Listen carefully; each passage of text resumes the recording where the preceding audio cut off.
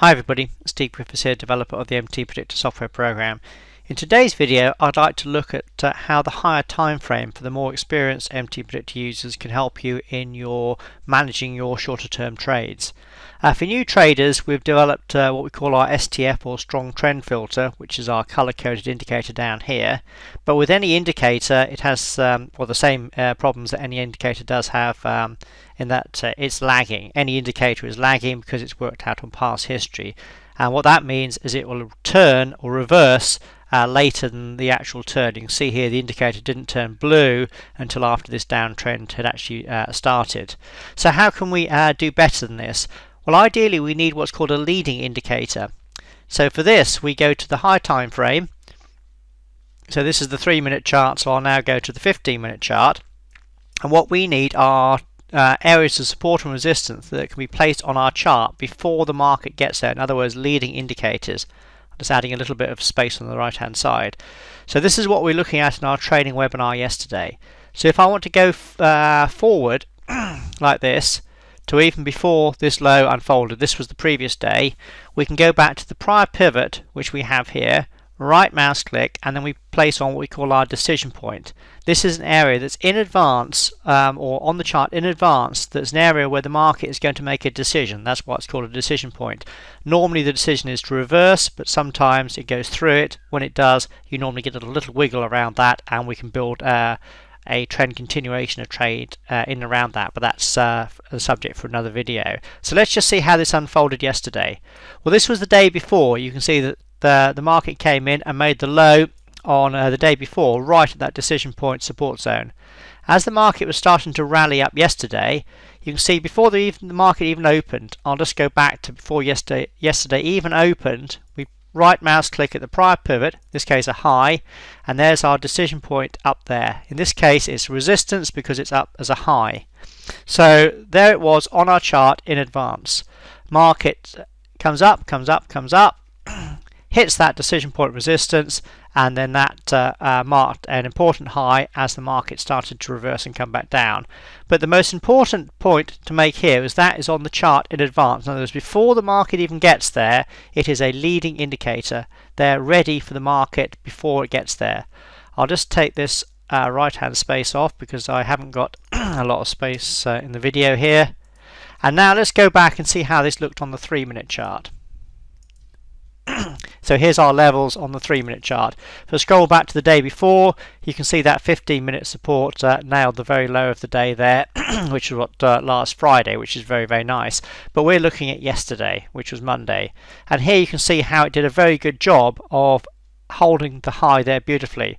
So what does this mean? Well, it means that any of these sell setups we have here are against the uptrend going into the decision point resistance, and then any buy signals coming back down here are now against a new downtrend off this higher time frame resistance. So in other words, if you're looking to be sellers going up here, you want a very good reason to want to be against this large degree trend, and vice versa, if you are looking to be a buyer here, you want a very good reason to be a buyer because it's now against this new downtrend. But do you see how this allowed you to have an idea of where the market is likely to reverse, and also gave you an idea very quickly after the market started to decline that a larger degree resistance area was in, therefore the new trend was down. The only trade setup that I liked the look of yesterday, and we were talking about this in yesterday's training webinar, was this DP sell here. Though even though it's against the large degree uptrend, I did look at this and say, well, because it was a 5-wave sequence, a very choppy, horrible 5-wave sequence, albeit because the wave 3 is not obviously the strongest and longest, but it was at the typical wave 5 WPT. So because that was a 5-wave sequence, you could have considered a potential short trade here, and we like the look of that because it was a potential 8.8 hour profit.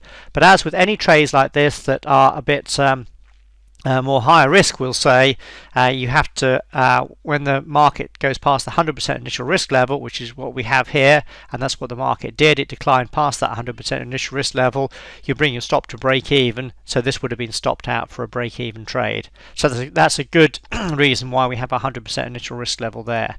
So that's a good example of how we have the higher time frame support and resistance areas on our chart, and they are there to guide us for the larger degree trend, and that helps us in our trade selection on our shorter time frame charts. As a PS to this video, there was one trade setup that I really like the look of a bit later in the day. You can see the market as it was declining down here was on the NQ, and I just want to very quickly just look at this. This is my own analysis here I have on the chart, so I'll just take this off and start again and just show you what I was looking at here. And this was this TS1 sell. Why did I like this TS1 sell, even though it's against the blue STF? Well, I liked it because we were up in the area for 15-minute resistance on the YM. We weren't at 15-minute resistance on the NQ. If we had been, it would have been absolutely brilliant. But what I liked about it was because this prior swing here, if I look at this high, was a 5-wave sequence, 1, 2, 3, 4, 5. It wasn't quite at the minimum wave 5 WPT, so it wouldn't be an area that I'd like to trade particularly myself. But what I do like, and I do know, is that the best trade setup in Elliott wave terms is after you've had an important high. In this case, it was after a completed 5-wave sequence. You have an initial decline. You then have an initial correction, and if the initial correction unfolds as an ABC, and if I put the Elliott wave minor on, you can see that's what we had here, an ABC. This is very likely to be a wave 2 swing, so I'll just clear that all off, put that back on there. It's likely to be a wave 2 swing, and if I put the Elliott wave intermediate, you can see that's exactly what it was. And what I like about a wave 2 swing is after that we tend to get a strong wave 3 type of decline. So I'll just put this back on again. Now what that means is when we have a TS setup, when we place our analysis on, rather than going for our first target here, we're looking for at least our typical wave 3 WPT, which was down there. So this was a potential 7-hour profit. It was a potential 7-hour profit on what was otherwise a very tricky day. For the more experienced MTPredictor users as well, you'll know that what we teach is after a completed 5-wave sequence, the initial target is the DP from the prior wave 4, which is what it hit there before it went up and made our TS1 sell. Now also what you'll know is once that's exceeded, in other words the market goes down again, then the next target is the DP off the start of the sequence. In other words, we go back to the start of the 5-wave sequence, which is here, we place the DP on here, and therefore we're anticipating that the market is going to go all the way back down to reach this DP target. And if I drag this across, you can see that that's exactly what the market did.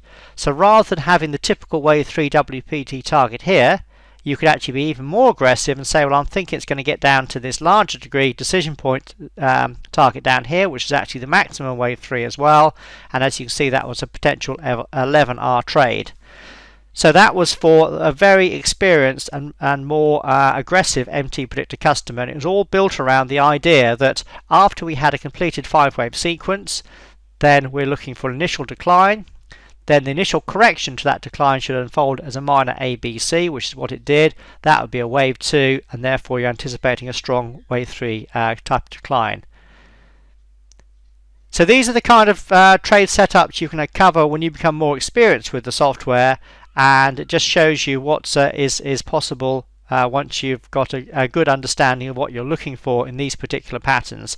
Now we weren't looking to trade any of these buy setups here. Well, first and foremost, this is a red STF here, so you wouldn't be looking at this, but also because the YM was coming down off 15-minute resistance, and because we were making the play of a wave 3 decline into this DP off the completed 5-wave sequence earlier, as I've already shown you. Therefore you were looking to have a short trade there. So this is a good example of how the more experienced MTPredictor users can use their knowledge of our patterns we have within the markets that unfold again and again and again, and not to just blindly follow these automatic setups. These are great when you are new to the software, but once you become more experienced, you'll then learn when to use them, and more importantly, when not to use them, based on your hard time frame analysis and other pattern considerations, just like this here. So this was my favorite trade setup yesterday, and as you can see, a potential 11-hour profit, turning a $390 risk, which was using our correct position sizing on a 2% risk on a sample $20,000 account, into just over $4,000. So a very, very nice trade there for the more aggressive and experienced MTPredictor users.